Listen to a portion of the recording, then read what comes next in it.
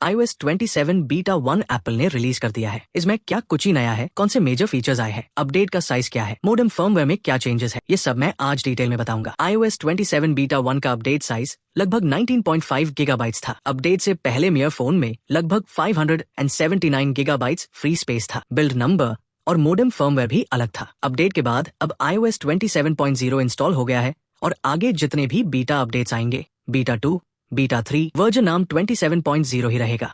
Update के बाद लगभग 15-16 GB स्टोरेज कम हो गई है, जो नॉर्मल बात है क्योंकि बहुत सारे नए फीचर्स बैकग्राउंड में डाउनलोड और इंडेक्स हो रहे होते हैं। डिवाइस कंपैटिबिलिटी, अगर आपके डिवाइस पर iOS 26 चल रहा था तो आप iOS 27 भी इंस्टॉल कर सकते हैं। सबसे पुराना सपोर्टेड डिवाइस iPhone 11 है और लेटेस्ट iPhone 17 सीरीज है। इन दोनों के बीच के सारे iPhones इस अपडेट को सपोर्ट करते हैं। क्या नया है? पहली नजर में आपको ज्यादा फर्क नहीं दिखेगा। इंटरफेस काफी हद तक iOS 26 जैसा ही लगता है, लेकिन परफॉर्मेंस और स्टेबिलिटी में नोटिसेबल इंप्रूवमेंट है। एप्स पहले से ज्यादा फास्ट ओपन हो रही है, कैमरा जल्दी लॉन्च हो रहा है और ओवरऑल एक्सपीरियंस ज्यादा स्मूथ लग रहा है। नया अपीयरेंस मेन्यू, सेटिंग्स में एक नया अपीयरेंस सेक्शन ऐड किया गया है। यहाँ आप लाइट और डार्क मोड के साथ साथ लिक्विड ग्लास इफेक्ट को भी कस्टमाइज कर सकते हैं। आप ट्रांसपेरेंसी और टिंट लेवल एडजस्ट कर सकते हैं। कितना ट्रांसपेरेंट या कितना फ्रॉस्टेड ग्लास जैसा लुक चाहिए, सब कस्टमाइज कर सकते हो। आइकन्स और डिजाइन चेंजेस, ऐप आइकन्स में लिक्विड ग्लास इफेक्ट पहले से ज्यादा नोटिसेबल है। साइड बाय साइड कंपेयर करने पर प्रीमियम लुक और फील आती है। होम स्क्रीन एडिट करने के लिए अब एडिट की जगह एक पेंट ब्रश आइकन दिखाई देता है।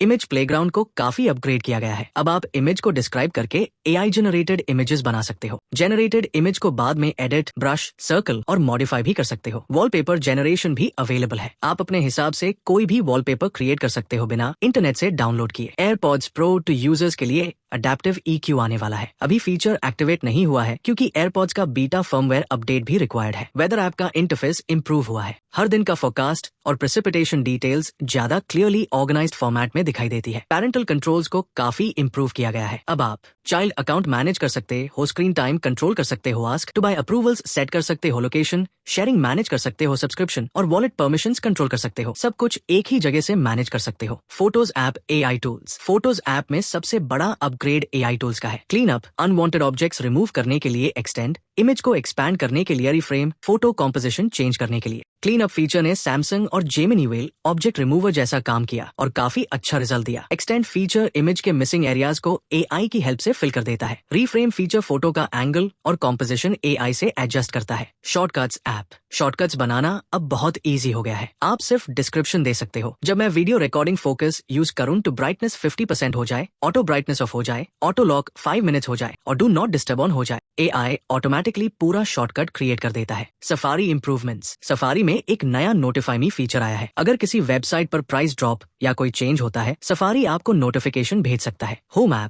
ऐप में AI powered security camera search और इवेंट ट्रैकिंग फीचर्स ऐड किए गए हैं। अगर एप्पल होम कंपैटिबल कैमरास है तो AI स्पेसिफिक इवेंट्स को आइडेंटिफाई करके समराइज कर सकता है। हेल्थ ऐप में नया ब्राउज टैब और women's health related features add किए गए हैं, जैसे irregular cycle tracking, menopause tracking. Magnifier app में एक नया आस्क बटन आया है। आप किसी चीज की फोटो लेकर पूछ सकते हो व्हाट इज दिस और AI उसके बारे में इंफॉर्मेशन देगा। स्टोरेज और नेटवर्क, स्टोरेज टेम्पररी तौर पर ज्यादा उसे हो रही है क्योंकि इंडेक्सिंग और AI एसेट्स बैकग्राउंड में डाउनलोड हो रहे हैं। नेटवर्क परफॉर्मेंस अब तक स्टेबल लगी है। No call drops, no call failures, no mobile data issues performance. Geekbench scores में थोड़ा इंप्रूवमेंट देखने को मिला है। GPU स्कोर भी पहले से थोड़ा बेटर है और ओवरऑल परफॉर्मेंस पर एप्पल ने काफी काम किया है। क्या अपडेट करना चाहिए? अगर आप नए फीचर्स ट्राई करना चाहते हैं और बीटा सॉफ्टवेयर यूज करने में कंफर्टेबल है तो इंस्टॉल कर सकते हैं। लेकिन अगर आपके पास सिर्फ एक ही फोन है और आप बग्स या इश्यूज नहीं चाहते तो स्टेबल वर्जन का वेट करना बेटर रहेगा। पब्लिक बीटा जुलाई में आने की एक्सपेक्टेड है और फाइनल स्टेबल रिलीज सितंबर में आएगा। आपको iOS 27 बीटा 1 का कौन सा फीचर सबसे बेस्ट लगा? कमेंट करके जरूर बताना। वीडियो पसंद आए तो लाइक और सब्सक्राइब जरूर करिएगा।